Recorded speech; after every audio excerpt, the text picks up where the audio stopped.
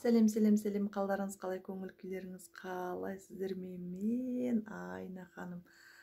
Бүгін сіздерге бір керемет жақсы жаңалықпен бөліскім келіп тұр. Жақсы бір тақырыпта идея айтқым келіп тұр. Жалпы бүгін басында қиындығы бар, басында қиындықпен отырған, сынақта отырған адамдарды құттықтаймын. Себебі кез келген сынақтың, кез келген қиындықтың, кез келген бүгінгі сіздің басыңызда түсіп жатқан қиындықтың шешімі бар екені, және сол қиындықтан шығатын сәл ғана жолдың қалғандығын айтқым келеді. Себебі кез келген дүниеден екінші бір күйіне өту үшін кез келген нәрсе қиналыстан жаңағы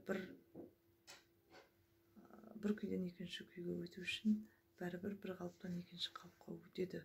Тура сол сияқты сіздің де бүгінгі басыңыздағы қиындық, сіздің бүгінгі беріліп жатқан сынақ, бір күндердегі сіздің басқа деңгейде өзгерем, жақсы жаққа өзгерем деген дұғаңыздың нәтижесі. Сондықтан сәл шыдаңыз, сәл қалды.